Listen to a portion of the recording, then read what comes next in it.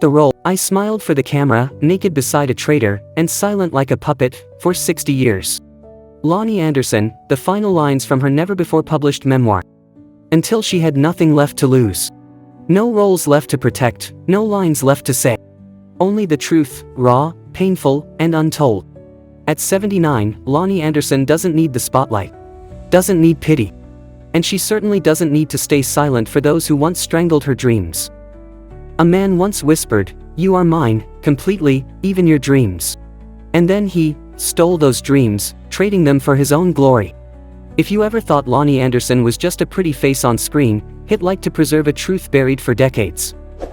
And subscribe, because the 5 names about to be revealed are 5 scars that can never be erased from her life. If you think this is just the bitterness of a once famous woman, then maybe you've never seen Loni Anderson, beyond the stage lights.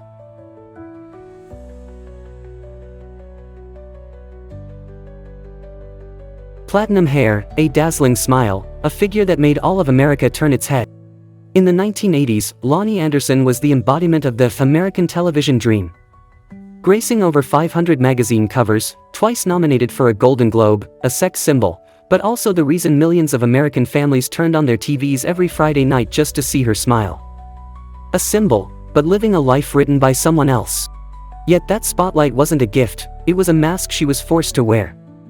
Her role as Jennifer Marlowe in WKRP in Cincinnati didn't just launch her to stardom, it boxed her into a persona: sexy, sweet, submissive. People applauded when she laughed, but behind every applause were the silent cries no one ever noticed. A woman who made a nation laugh had to learn to wipe away her tears quickly, just in time for the next take. Behind the on-screen smile were nights she couldn't even look at herself in the mirror. Have you ever wondered why a star at her peak would vanish from the screen almost forever? What do you think made a woman like her walk away from the spotlight? Leave us a comment and let us know. Born in 1945 in St. Paul, Minnesota, into a family that didn't believe in dreams. Her father once said, "Dreaming is the fastest way to fail." And so, from a young age, she learned to smile through the pain. But instead of backing down, she entered Hollywood like a gentle storm, soft, different, but impossible to contain. Then came the fame, the glory, and the darkness that followed. Because behind the curtain were late-night phone calls, whispers in her ear, "Just one night, and the lead role is yours." Touches she wasn't allowed to reject. Contracts that silenced her. Scenes rewritten to match someone else's lust. They wanted her seductive, but never strong. Wanted her to shine, but never to speak. Wanted her to live, but never to be herself. She gained everything, and lost it all in the cruelest way. And now, at 79, she's not just revisiting the past. She's naming names, of every person who strangled her future. The first name you're about to hear is also the first cut, the deepest, and the one that never healed.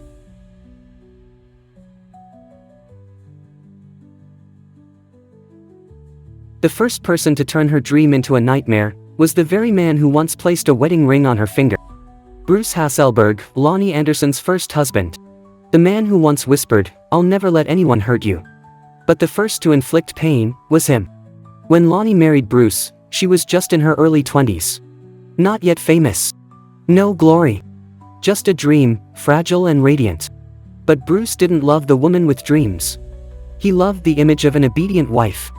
Every role Loni accepted sparked an argument. Every intimate scene triggered control, interrogation, and insult. Do you think jealousy can be a form of love? To Loni, it was just an excuse Bruce used to justify his fists and domination. One night, after her first on-screen kiss, Bruce threw the script against the wall. "Did you sleep with him?" Just a question, but enough to shatter all trust. From a vow at the altar, to nights she fell asleep with swollen eyes. Bruce controlled the phone, kept her from leaving the house, demanded to follow her to set. And in his eyes, every step she took was a threat, not because she was unfaithful, but because she dared to dream of more than just one role. Loni wasn't a wife anymore, she was a prisoner in her own home. In an interview, she once said, "When someone loves you, they don't lock you away." When her first daughter was born, Loni looked at the sleeping baby, and realized, if she didn't leave, her daughter would grow up believing that men had the right to be this angry. She packed in silence. Left while Bruce was asleep. No warning. No turning back. But worse than an abusive husband, is when the world hears your cries, and still chooses to applaud him. And that was only the prelude to a much longer tragedy. The next man didn't hit. Didn't scream. Didn't love. He didn't need fists. All it took was one refusal, to turn her dream into ashes on the editing room floor.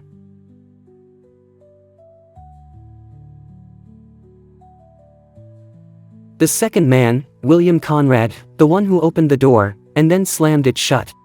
If the first hurt her with his fists, the second did it with silence. William Conrad, one of the most respected directors in 1970s Hollywood, was the first to give Loni a shot at national television. When no one believed in the blonde girl who looked cartoon pretty, William said, "You have a light the camera can't create. Just step into the frame, and you've already won." Loni saw him as a savior, someone who shielded her from judgmental eyes and backstage auditions by sleazy directors. Until one evening, after filming, he invited her to stay and go over lines. No script. No assistant. Just whiskey, an armchair, and eyes that no longer looked like the ones she first trusted. "I'll write a new role for you. One that'll make America remember your name." William wasn't offering. He was setting terms.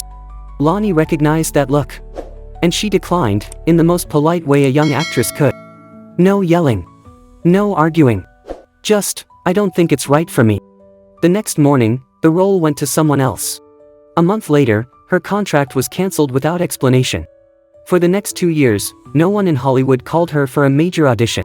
She understood, one refusal was all it took for the door to slam shut.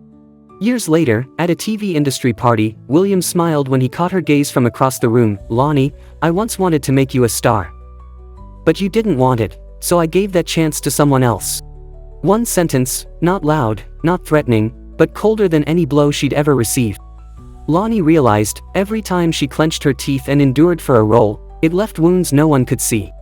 And sometimes, the ones who hurt you the most, are the ones who once lifted you up.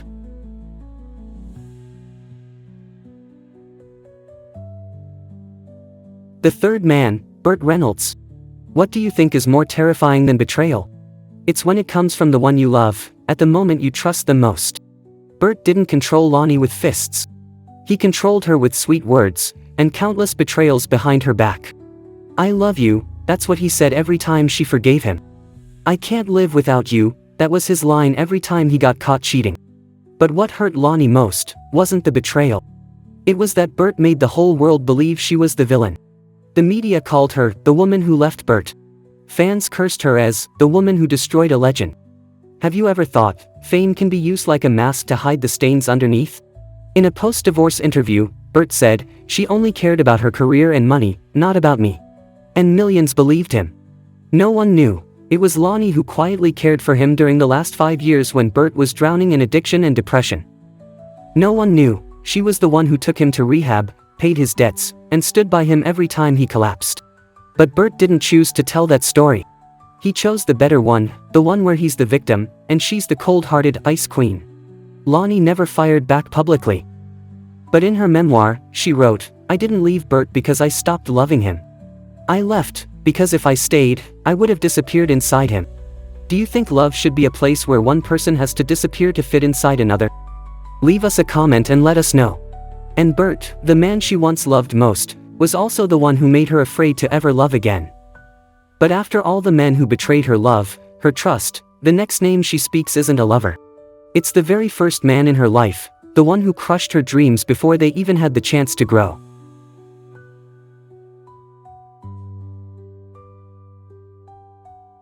The father, and the first cut that didn't bleed. Before Hollywood made her cry, before love broke her heart, it was her father, the very first man in her life, who made her afraid to dream.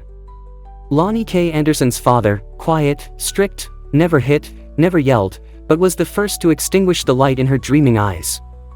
When Loni said she wanted to be an actress, he didn't smile, didn't ask why, he just said coldly, "An actress? Haven't you dreamed enough?" As a child, every time she mimicked movie stars on TV, every time she smiled into the mirror, she was reminded, you can be a doctor, a teacher, or a secretary. But don't make a fool of yourself in front of a crowd. Not once did he come to see her school plays. Not once did he ask, "Are you happy on stage?" When Loni secretly applied to an arts academy, he tore up the application in front of her. "I won't allow my daughter to stand in front of men just to be judged." Do you think a dream can grow in a house where hope has no place? Every time she failed, his words echoed like a curse. See? I told you. And when Loni became a TV star, her face on magazine covers, thousands of fan letters pouring in, she called home to share the news. He only said, "Don't forget, the stage lights don't last forever." She didn't forget. But she never forgave. Because when the whole world began to recognize Loni Anderson, the one person she wanted it from the most, turned his back. A fist may fade on the skin, but a look of rejection, that pierces the heart like a needle that never comes out. Have you ever heard a sentence that made you give up on yourself? Leave a comment, someone out there might need your voice. But maybe, it was that very rejection that pushed Loni further than anyone imagined. She didn't just want to act. She wanted to prove to the world that women weren't born to stay silent. And maybe, without that one harsh "no," there wouldn't be a Loni Anderson as we know her today.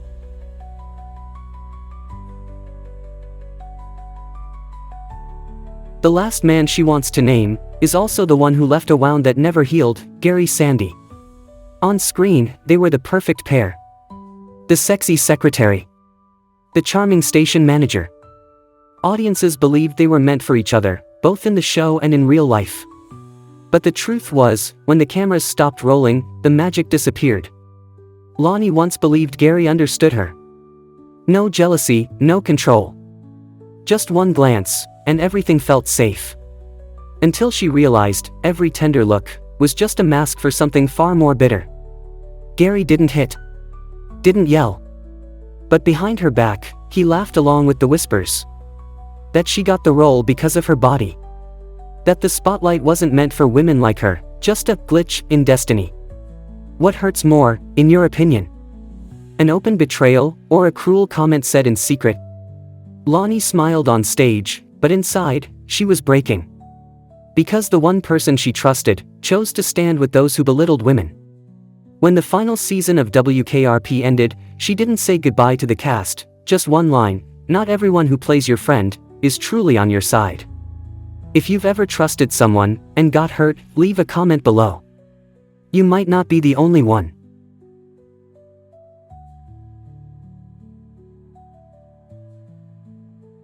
"60 years. 5 men. A life that never truly belonged to her." Loni Anderson once made all of America laugh, but behind the spotlight were tears and betrayal. Today, she doesn't need pity. She just wants to be heard. If you've ever been belittled for your dreams, ever bit your tongue just to keep the peace, ever smiled just to please someone else, then this story is for you. Leave your thoughts below. And if you believe truths like this deserve to be told, hit like and subscribe. The last man she wants to name is also the one who left a wound that never healed, Gary Sandy. On screen, they were the perfect pair. The sexy secretary. The charming station manager.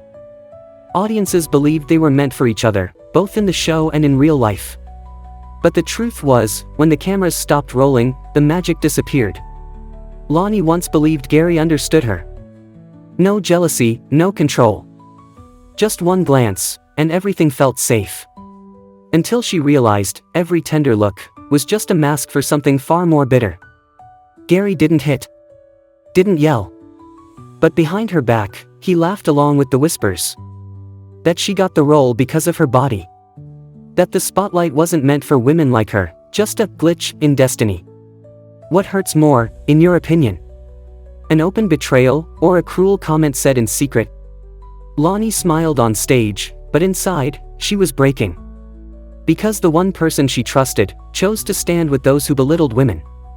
When the final season of WKRP ended, she didn't say goodbye to the cast, just one line: "Not everyone who plays your friend is truly on your side." If you've ever trusted someone, and got hurt, leave a comment below. You might not be the only one.